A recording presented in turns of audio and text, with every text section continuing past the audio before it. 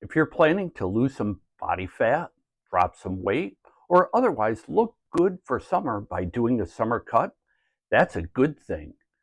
But it is mid-March by the time this video goes live, and that means summer is just around the corner. And whether it's your first cut ever, your first cut in what seems like forever, or maybe do an annual summer cut, there are some things for you to consider to achieve success. My name's Tom with Friskified Fitness, and these are the top 10 things that you need to consider when planning your summer cut.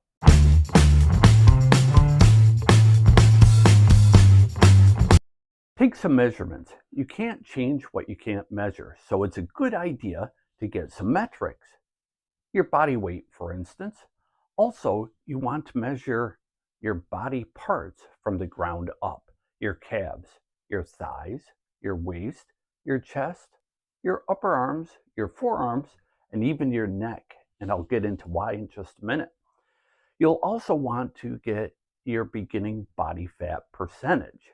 Now, it doesn't matter if you use a DEXA scan, a BodPod, electronic impedance, skin caliper, or underwater weighing, or something else. They're all going to be inaccurate. None of them are exactly right, but as long as you use the same body fat percentage measurement, the system, you'll notice a trend, and that's really what you're looking for. Now, out of all of those methods, the DEXA scan, the BodPod, the underwater weighing, the electronic impedance, and the skin caliper, there's all a cost associated with all of them. The skin caliper, I have a pair that cost me like 12 bucks. In a few videos that Greg Doucette has done, I've seen him use a fancier one that probably cost a couple $100. And of course, the others are on a pay-as-you-use basis. But there's a military way to estimate your body fat. In fact, I'll link it down below. It's from Precision Nutrition. They have a body fat testing measurement that comes from the military. And I've tested that against electronic impedance and skin calipers, and they all seem to be pretty close to each other. So whatever method you use, make sure it's consistent. Now, you will want to take your body weight every day, and out of the course of a week, you throw out the high, you throw out the low, and take the middle measurement, and you'll see a trend going up, down, or the same. As far as the measurements on your body, take them once a week or every 2 weeks. I do every 2 weeks. And your body fat percentage, same thing. You could do every week. I do it every 2 weeks. But you'll want to do it consistently and often during your summer cut.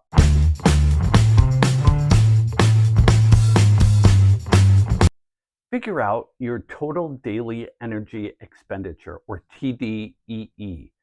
If you Google, you can find a bunch of the calculators online. But your TDEE is a combination of your BMR, which is your basal metabolic rate.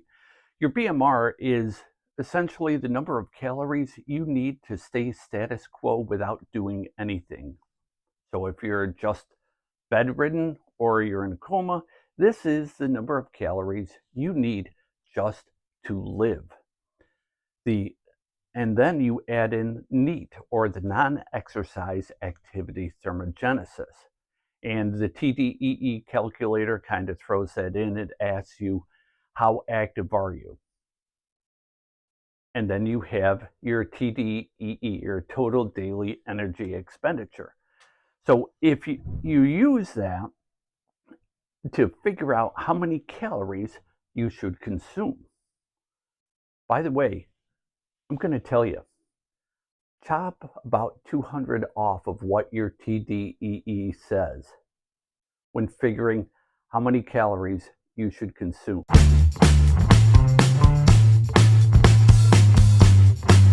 So now you have some beginning data. You have your body fat percentage, you have your TDEE, and also I encourage you to use a food tracking app like MyFitnessPal or a Chronometer. both of which work very well, by the way, both of which will help you keep track of what you stick in your face. And that's going to be important, and you'll want to be honest when you're plugging things into your food tracking system.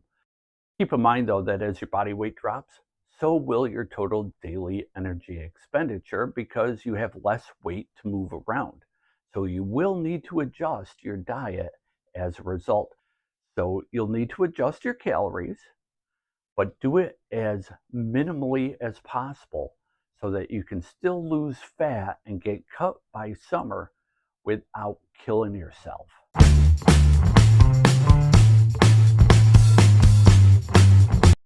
Here's a hot idea.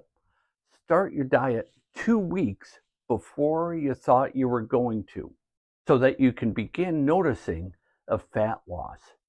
Now, if you're losing weight too quickly, you'll want to adjust your calories because you want to retain as much of the gains that you made over the winter. You only want to lose body fat. Now, if you're not losing any weight at all, that means you need to drop a few calories.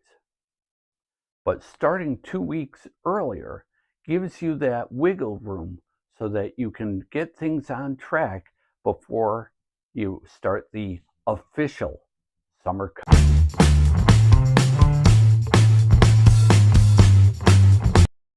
Plan your menu. This is an important aspect because it can make your life easier or harder. If you tend to eat the same things week to week, that'll make it easier to log your food into your food tracking system. But by planning your menu now, it'll be easier for you to plug it into your food tracking app and make your life a whole lot easier, so you won't necessarily have to weigh everything before you stick it in your pie hole because you've already done the measurements. Good idea also to do a little bit of food prep every weekend so you have it ready so you don't have to think about it. But if you're eating something wildly different from week to week, it's going to make your job tracking very hard. And again, if you can't measure something, you can't track it. And if you can't track it, then you can't measure your progress.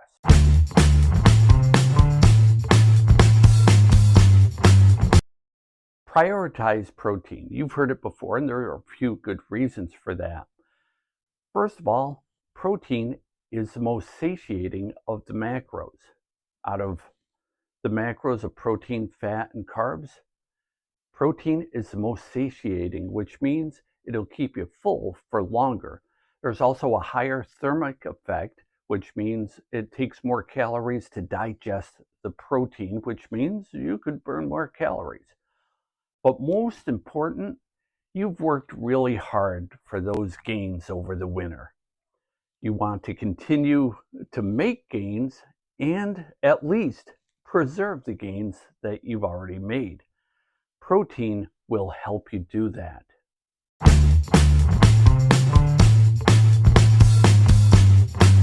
Perform the minimum amount of cardio necessary to keep the fat loss coming. And you heard me right. Do the minimum amount of cardio that you need to do in order to drop body fat during your summer cut. You don't want to lose the gains, as I mentioned. You want to lose body fat. So do the minimum amount that you need to do to see your body fat percentage lowering, your body weight lowering.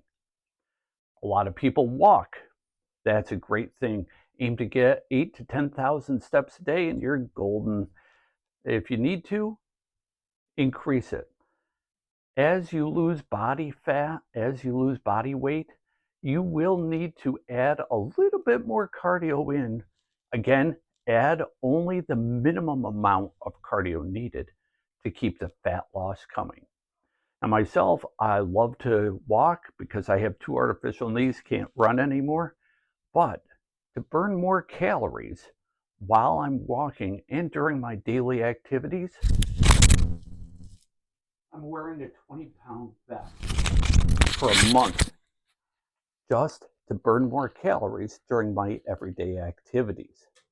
This way, I don't have to spend more time walking, and I can burn more calories doing everything I normally do.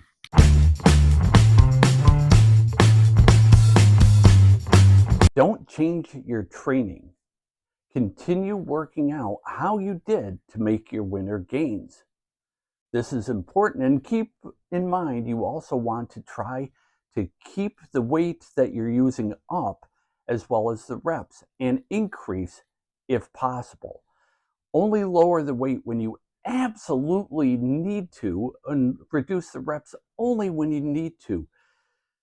Fight for the reps, fight for the weight, and you'll retain as much muscle mass as you can during your summer cut. And what's more, you may actually make further gains during your cut. You may lose fat and gain muscle while you're cutting. Keep trying to increase your weight, keep trying to increase your reps, and worst case scenario, maintain the weight and reps.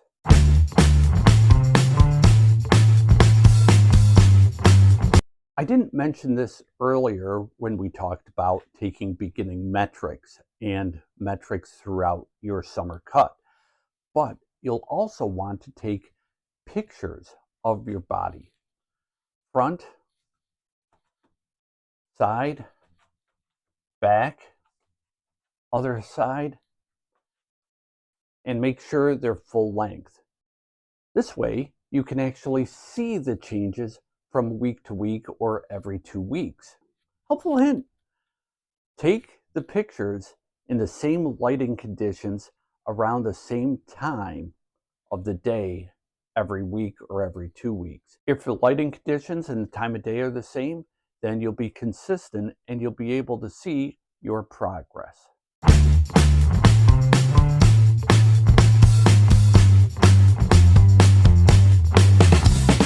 Be militant about your recuperation. That means your sleep, your flexibility, and your mobility. Make sure that you take time to recuperate from your hard workouts. Doing a summer cut ain't for sissies. And you're still going to be working out hard. You're going to be doing cardio to lose fat, and you're going to be consuming fewer calories than normal. So you will need to recuperate. So prioritize your sleep, your flexibility, and your mobility so you can stay healthy and recuperate during your summer cut. Are you planning to do a summer cut this year? I'd love to hear about it in the comments down below. And while you're there, give me a like and a subscribe. That's about it for today. My name's Tom. This is Friskified Fitness. We'll see you next time.